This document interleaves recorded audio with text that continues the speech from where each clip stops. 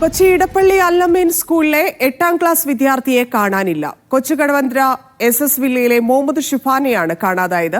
പരീക്ഷ എഴുതാനായി സ്കൂളിൽ രാവിലെ പോയിരുന്നു. വിവരങ്ങളുമായി അഹമ്മദ് മുസ്തഫ ചേരുന്നുണ്ട്. മുസ്തഫ, എന്തെങ്കിലും സൂചനകൾ ലഭിച്ചിട്ടുണ്ടോ ഇത്ര സമയമായിട്ട്?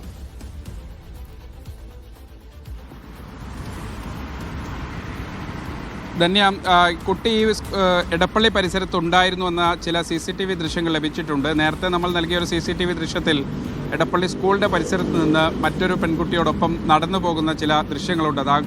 ഇപ്പോൾ കാണാതായി ഷിഫാൻ്റെ സുഹൃത്തുക്കളോ മറ്റാണോ എന്നൊരു കാര്യത്തിൽ ഇപ്പോഴും ഒരു സ്ഥിരീകരണമില്ല. അത് ആരാണെന്ന് കണ്ടെത്തേണ്ടതുണ്ട്. ഒപ്പം തന്നെ തൊട്ടടുത്ത് ഇപ്പോൾ ഏറ്റവും ഒടുവിലത്തെ അപ്ഡേറ്റ് എന്ന് പറയുന്നത് ഈ ലുലു മാളിനോട് ചേർന്ന് തൊട്ടടുത്ത് പിട്ടാപ്പള്ളിയുണ്ട്. അവിടെ ഒരു പെട്രോൾ പമ്പിനോട് ചേർന്നൊരു സീബ്ര ക്രോസിങ്ങിൽ ഇതേ ദൃശ്യത്തിൽ കണ്ട രണ്ടുപേർ, ആ കുട്ടിയും മറ്റൊരു പെൺകുട്ടിയും രണ്ടുപേരും നടന്നു പോകുന്നത് ആ ദൃശ്യങ്ങളിലുണ്ട്. അത് കഴിഞ്ഞ് സീബ്ര ക്രോസ് ചെയ്ത് ഈ കാണാതായി ഷിഫാൻ നടന്നു പോവുകയും പെൺകുട്ടി നേരെ നടന്നു പോവുകയും ചെയ്യുന്നു. എന്തായാലും ഈ കുട്ടിയെ ഇപ്പോഴും കണ്ടെത്താൻ കഴിഞ്ഞിട്ടില്ല. അതോടൊപ്പം തന്നെ മറ്റു ചില സംശയങ്ങൾ കൂടിയുണ്ട്. യൂണിഫോം ഇല്ലാതെ, ബാഗില്ലാതെ ഈ ദൃശ്യങ്ങളിൽ, ഈ ഫോട്ടോയിൽ ആണെന്ന് തോന്നിക്കുന്ന ഒരു വിദ്യാർത്ഥി കോതമംഗലം ഭാഗത്തേക്കുള്ള ഒരു ബസ്സിൽ കയറുന്നതായി ചില ബസ് ജീവനക്കാരും കൂടി പോലീസിനെ അറിയിച്ചിട്ടുണ്ട്. പക്ഷേ ആ ബസ്സിലെ CCTV ദൃശ്യങ്ങൾ ശേഖരിക്കാൻ കുറേ അപ്പുറത്തായതുകൊണ്ട്, അല്ലെങ്കിൽ നെറ്റ്വർക്ക് പരമായ ചില പ്രശ്നങ്ങൾ ഉള്ളതുകൊണ്ട് അത് ഇനിയും സാധിച്ചിട്ടില്ല.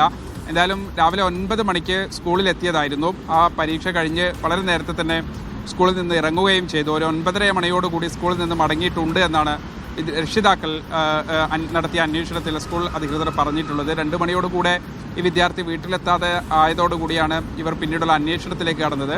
സ്കൂളിൽ അന്വേഷിച്ചു. സ്കൂളിലെ പ്രിൻസിപ്പൽ കാര്യമായി തന്നെ ഇവരോട് കാര്യങ്ങൾ പറഞ്ഞു കൊടുത്തു. അതിനുശേഷം പിന്നീട് ബന്ധുവീടുകളിലൊക്കെ അന്വേഷിച്ചു. ഇവർ നേരെ സ്കൂളിലെത്തുകയും പിന്നീട് സ്കൂളിൻ്റെ കൂടി ഒരു ഇടപെടൽ ഈ വിഷയത്തിൽ ഉണ്ടായി. നേരെ എളമക്കര പോലീസിലാണ് പരാതി നൽകിയിരിക്കുന്നത്. നിലവിൽ പോലീസിൽ അന്വേഷിച്ചപ്പോൾ അന്വേഷണം പുരോഗമിക്കുന്നു എന്നാണ് പറഞ്ഞത്. നമ്മളിപ്പോഴുള്ള ഈ എടപ്പള്ളിയിൽ അല്പസമയം മുമ്പ് വരെ രക്ഷിതാക്കളും പോലീസും ഒക്കെ ഉണ്ടായിരുന്നു. അവർ മറ്റ് ചില ഭാഗങ്ങളിലേക്ക് കൂടി കുറേ കൂടി ഷോപ്പുകളുടെ CCTV ദൃശ്യങ്ങൾ ശേഖരിക്കാനും ഈ പരിസരത്ത് എവിടേക്കാണ് പോയത്, മെട്രോയിലാണോ, പ്രത്യേകിച്ച് മെട്രോ സ്റ്റേഷനുകൾ ഉൾപ്പെടെ വിശദമായ പരിശോധന നേരത്തെ നടത്തിയിരുന്നു. ഒപ്പം തന്നെ ബസ്സുകൾ കേന്ദ്രീകരിച്ചുള്ള പരിശോധന ഉണ്ടായിരുന്നു. അതിൻ്റെ ഭാഗമായാണ് നേരത്തെ പറഞ്ഞ ഒരു ബസ് ജീവനക്കാരൻ ചില സംശയം പ്രകടിപ്പിച്ച ചില ദൃശ്യങ്ങളുണ്ട് എന്ന് പറഞ്ഞത്. പക്ഷേ ഇനി നേരം വെളുത്താൽ മാത്രമാണ് ആ ബസ് അവിടെ നിന്ന് നീങ്ങി നെറ്റ്വർക്ക് കവറേജുള്ള ഏരിയയിലേക്ക് വന്നാൽ മാത്രമാണ് ആ CCTV ദൃശ്യങ്ങൾ കിട്ടുക.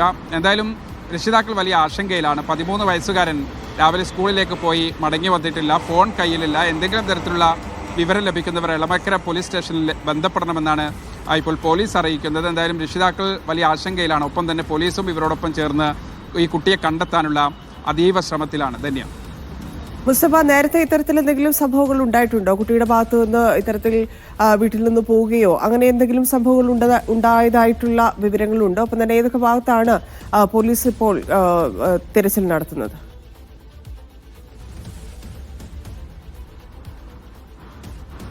ഇപ്പോൾ എടപ്പള്ളി ഭാഗം കേന്ദ്രീകരിച്ചാണ് ഏതാനും പോലീസുകാരും അതോടൊപ്പം തന്നെ രക്ഷിതാക്കൾ ഉൾപ്പെടെയുള്ളവർ പരിശോധന നടത്തിക്കൊണ്ടിരിക്കുന്നത്. കുറേയധികം കടകൾ അടച്ചിട്ടുണ്ട്. എങ്കിലും ലഭ്യമായ കടകളിലൊക്കെ കയറി CCTV ദൃശ്യങ്ങൾ പരിശോധിക്കുകയാണ്.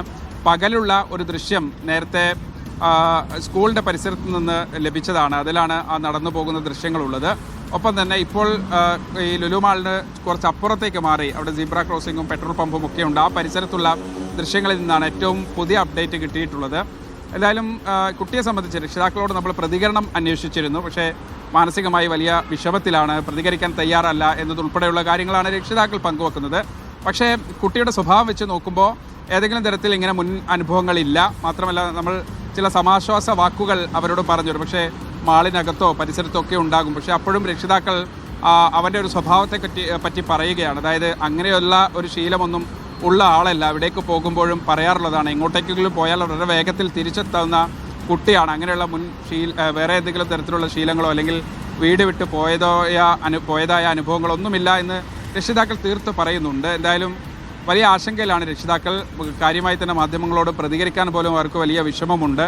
എന്തായാലും കുട്ടിയുടെ ഫോട്ടോ എടുത്തോളൂ, എന്തെങ്കിലും തരത്തിലുള്ള സൂചനകൾ ലഭിക്കുകയാണെങ്കിൽ അറിയിക്കണമെന്ന ഒരാവശ്യവും അവർ മുന്നോട്ട് വെക്കുന്നുണ്ട്. മാധ്യമങ്ങളൊക്കെ ഇവിടെ ഉണ്ടായിരുന്നു. എന്തായാലും തിരച്ചിൽ ഇപ്പോഴും പുരോഗമിക്കുകയാണ്. തൊട്ടപ്പുറത്തുള്ള ചില ഭാഗങ്ങളിൽ കടകളിൽ കേന്ദ്രീകരിച്ച് പോലീസും അതോടൊപ്പം തന്നെ രക്ഷിതാക്കളും കയറി അവിടുത്തെ CCTV ദൃശ്യങ്ങൾ എടുത്തുകൊണ്ടിരിക്കുകയാണ്.